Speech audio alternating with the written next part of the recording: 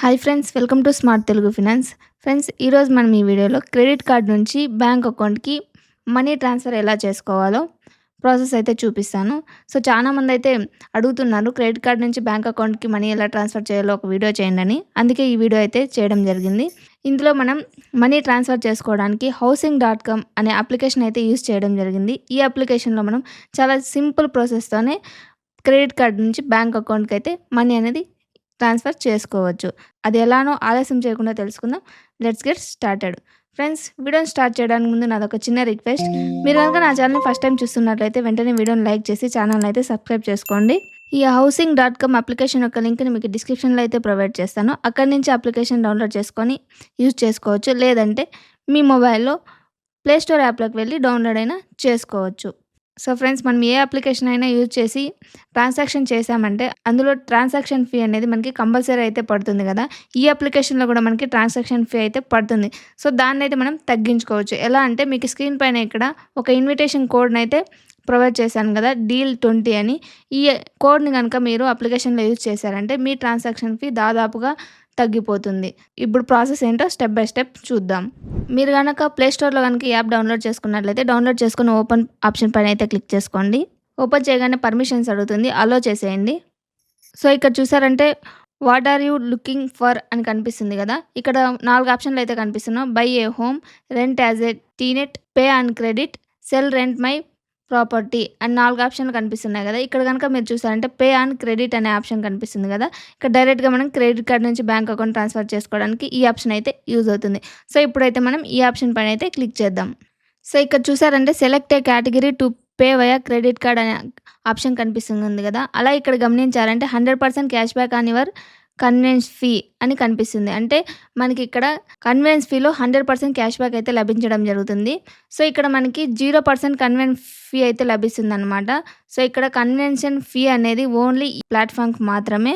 నార్మల్గా అయితే మనం ఒక క్రెడిట్ కార్డ్ నుంచి బ్యాంక్ అకౌంట్కి ట్రాన్స్ఫర్ చేసుకున్నప్పుడు హెవీ అమౌంట్స్ చేసుకున్నామంటే అన్ని బ్యాంక్స్ కూడా మనకి 1% ఎక్స్ట్రా ఛార్జెస్ అయితే మనకి వేయడం జరుగుతుంది కదా. సో ఇక్కడ కన్వెన్స్ ఫీ అనేది కేవలం ఈ ప్లాట్ఫామ్కి మాత్రమే వర్తిస్తుందన్నమాట. బ్యాంక్స్ వేసేటివి యాజ్ యూజువల్గా పడతాయన్నమాట. వీటిలో మనం చూసామంటే హౌస్ రెంట్ అని, ఆఫీస్ రెంట్ అని, ట్యూషన్ ఫీ అని, రిపేర్స్ అని, పెయింటింగ్ అని, ఎడ్యుకేషన్ ఫీ అనే ఆప్షన్స్ అయితే కనిపిస్తున్నాయి కదా. ఇందులో మనం ఎడ్యుకేషన్ ఫీ ఆప్షన్ అయితే సెలెక్ట్ చేసుకోవాల్సి ఉంటుంది. ఎడ్యుకేషన్ ఫీస్ అనే ఆప్షన్ ఎందుకు సెలెక్ట్ చేసుకోవాలంటే ఇది మనకి యుటిలిటీ బిల్ పేమెంట్స్ కింద అయితే రావడం జరుగుతుంది.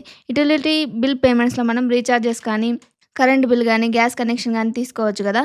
సో వీటిలో ట్రాన్సాక్షన్ చేసేటప్పుడు బ్యాంక్స్ అనేవి మనకి ఛార్జెస్ అయితే అప్లికేబుల్ అవ్వవు. ఎంతవరకు అంటే 20,000 వరకు ఇందులో కనుక మనం ట్రాన్సాక్షన్ చేసామంటే ఛార్జెస్ అనేవి పడవు. 20,000 అబో కనుక మనం ట్రాన్సాక్షన్ చేస్తే 1% ఎక్స్ట్రా ఛార్జెస్ అనేవి మనకి వీళ్ళు అప్లై చేయడం జరుగుతుంది.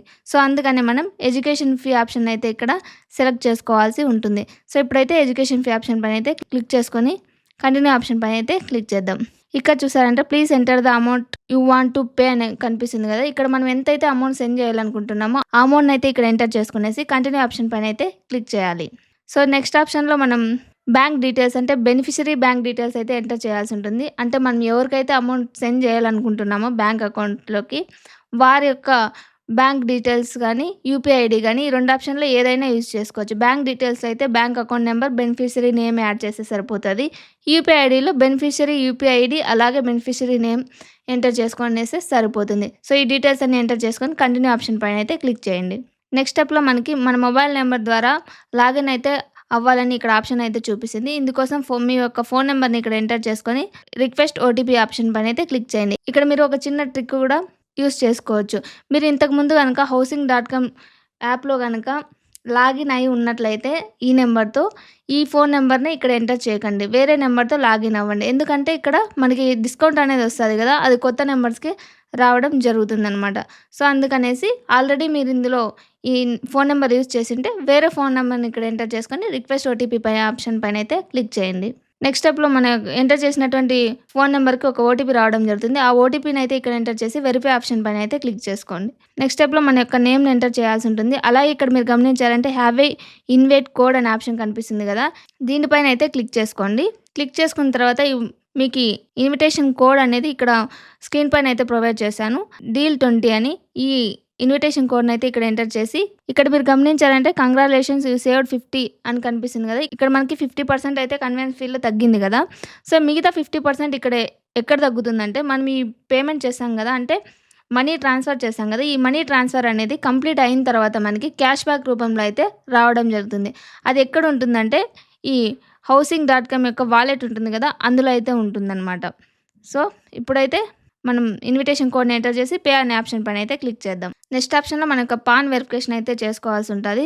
సో, ఈ పాన్ కూడా అంతే, మీరు ఇంతకుముందే యూజ్ చేసినట్లయితే ఆ పాన్ నెంబర్ కాకుండా అనదర్ పాన్ నెంబర్ ఎంటర్ చేసినా సరిపోతుందనమాట. సో, మీ పాన్ నెంబర్‌ని అయితే ఇక్కడ ఎంటర్ చేసి వెరిఫికేషన్ కంప్లీట్ చేసుకోండి. ఇప్పుడైతే మనకి అకౌంట్ వెరిఫికేషన్ అయితే కంప్లీట్ అవ్వడం జరిగింది. కింద పే ఆప్షన్ కనిపిస్తుంది కదా! ఆ ఆప్షన్ పైన అయితే క్లిక్ చేసుకోండి. నెక్స్ట్ స్టెప్‌లో మన యొక్క క్రెడిట్ కార్డ్ డీటెయిల్స్ అయితే ఇక్కడ ఎంటర్ చేయాల్సి ఉంటుంది. కార్డ్ నేము, ఎక్స్‌పైరీ టైమ్ అంటే మన క్రెడిట్ కార్డ్‌కి ఎంతవరకు టైం ఉంది, ఎక్స్‌పైరీ డేట్ అనేది ఎంటర్ చేయాలి. అలాగే కార్డ్ హోల్డర్ నేము, సీవీవీ నెంబర్‌ని ఎంటర్ చేసుకొని కింద ఉన్నటువంటి టర్మ్స్ అండ్ కండిషన్ క్లిక్ చేసుకునేసి టోటల్ పే అనే ఆప్షన్ కనిపిస్తుంది కదా! ఆ ఆప్షన్ పైన అయితే క్లిక్ చేసుకోవాల్సి ఉంటుంది. నెక్స్ట్ స్టెప్‌లో మనం పేమెంట్ గేట్‌వే ఆప్షన్‌కి అయితే వెళ్ళిపోవడం జరుగుతుంది. సో, ఇక్కడ మనకైతే ఒక ఓటీపీ అనేది రావడం జరుగుతుంది ఫ్రెండ్స్. ఆ ఓటీపీని అయితే ఇక్కడ ఎంటర్ చేసుకొని ట్రాన్సాక్షన్ అనేది కంప్లీట్ చేసుకోవాల్సి ఉంటుంది. ఇక్కడ చూసారంటే ట్రాన్సాక్షన్ స్టేటస్ కూడా మనం చెక్ చేసుకోవచ్చు. ఇక్కడ ఏ టైం అయితే మనకి వారు మెన్షన్ చేశారో ఆ టైంకి మన క్రెడిట్ కార్డ్ నుంచి బ్యాంక్ అకౌంట్‌లోకి డబ్బులైతే జమ అవ్వడం జరుగుతుంది. ఇక్కడ కింద చూసారంటే క్యాష్ బ్యాక్ కార్డ్ అని కనిపిస్తుంది కదా! సో, దీనిపైన అయితే మనం క్లిక్ చేయాల్సి ఉంటుంది. దీనిపైన క్లిక్ చేసిన తర్వాత ఇక్కడ పుల్‌లోని క్యాష్ బ్యాక్ కార్డ్ అని కనిపిస్తుంది కదా! ఇక్కడ దీనికన్నా కిందికి గాని స్క్రోల్ చేశామంటే మనకి ఎంత క్యాష్ బ్యాక్ వస్తుంది అంటే, అక్కడ ఆల్రెడీ మనకి ఇన్విటేషన్ కోడ్ యాడ్ చేసినప్పుడు 50% కన్వీనియన్స్ ఫీ తగ్గింది కదా! మిగతా 50% అనేది క్యాష్ బ్యాక్ రూపంలో ఈ వాలెట్‌లోకి అయితే ఇక్కడే యాడ్ అవ్వడం జరుగుతుంది.